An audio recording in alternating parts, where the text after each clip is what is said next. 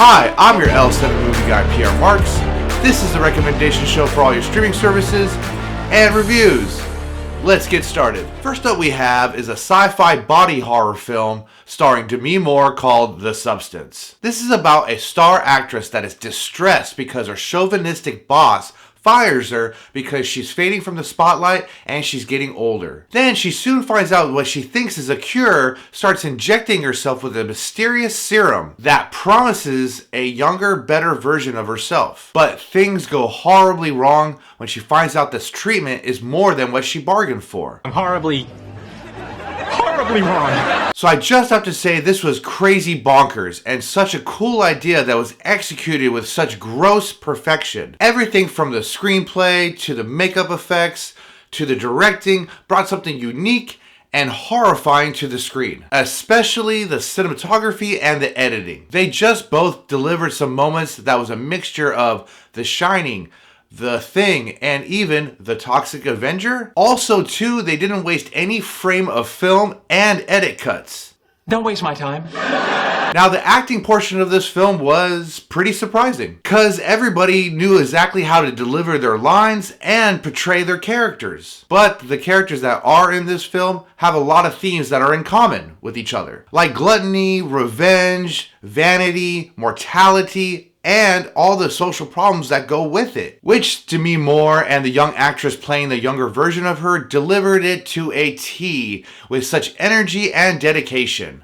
Gotta admire the technique. In the end, this film is not for the weak stomach, but I feel that this is a must-watch for any film buff and even a must-own. Cause for its dark humor and its crazy prosthetics, as well as the middle finger to the entertainment industry. And it's for sure a fun, weird time. So that is why I'm gonna give this one a yay. But for our audience thumb scale, I'm gonna give it a 4 out of 5. Second up we have is an action buddy heist movie called Play Dirty, starring Mark Wahlberg. So you're a dog, right? What's that all about? Okay, well, it was great to meet you.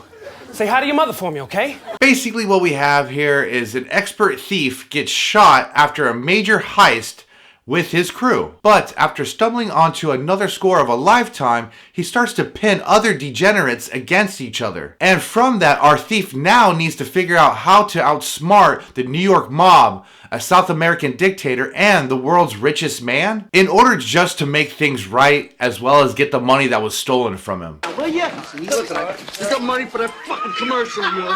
Fucking commercial. You don't got my money? You don't got my fucking money? Huh? Jimmy, he's gonna pay. Fucking kid, he's gonna get the money.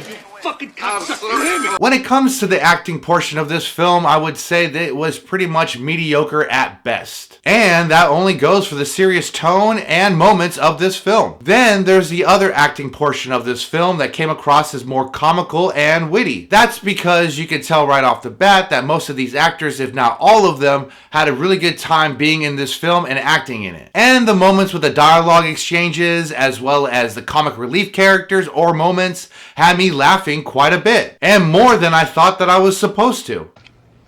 You think that's funny? For the production portion of this film, I would say it was all over the place when it came to storytelling. That's because I think the film didn't know what it wanted to be. Whether it was the cinematographer capturing action moments like it was a Fast and Furious film or a John Wick film, or the musical score giving it more of a mafia / noir crime drama type feel, which you could tell right off the bat doesn't work for the writing, as well as just overall feels cliche. As for the special effects, as well as the VFX moments, it only works best for the action shooting bloody moments as well as the victim bloody moments, but it does not work at all for the big crash moments as well as the big explosion scenes in this film.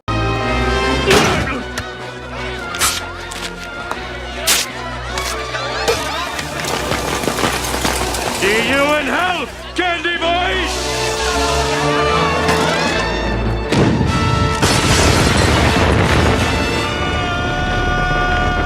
Overall, I found this one to be entertaining, I guess, and what you typically would get from a Shane Black production of his more recent work. But this one to me was trying too hard to be a ripoff of Uncharted without the charm or The Treasure. And that's why, unfortunately, I'm going to give this one a nay. But for our audience thumb scale, I'm going to give it a 2 out of 5. Last up we have is the 4th installment of an action comedy spoof called The Naked Gun, starring Liam Neeson. So many years later, Frank Jr. and Ed Jr. take the mantle of their legendary fathers and become police officers. And they must save the police department called Police Squad from shutting down by solving a robbery case, which is filled with lots of funny moments and twists and turns.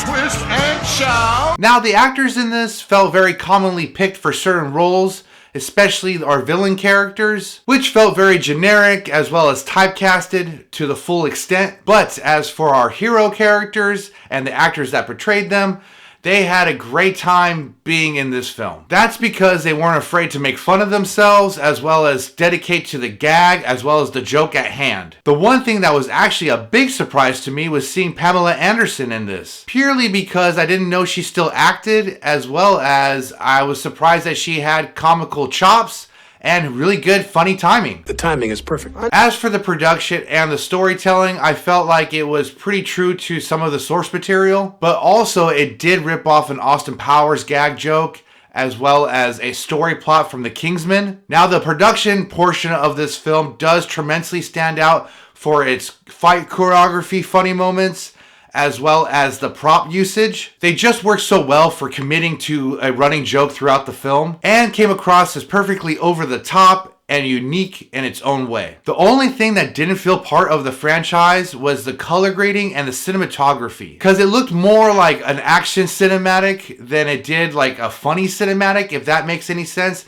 It had more of a look like maybe something from a Mission Impossible than something from, like, you know, a Tommy Boy, which definitely made this one stand out more in the Naked Gun franchise. You're sticking out like a sore thumb. That's because I'm a juggalo? With that being said, I would say if you like spoof movies like Scary Movie, Austin Powers, Hot Shots, and Airplane, then I would say definitely check this one out. I personally think, though, this might be the worst one out of the whole Naked Gun franchise, but still, it's a lot of good time for a whole family and a lot of stupid, crazy fun. So I'm going to have to give this one a yay. But for our audience thumb scale, I'm going to give it a 3 out of 5. Well, that's all the time we have. As always, hit that like and subscribe button. And if you liked any of the movies we discussed, please leave a comment down below. Have a good weekend, and may the movies be with you. Lates.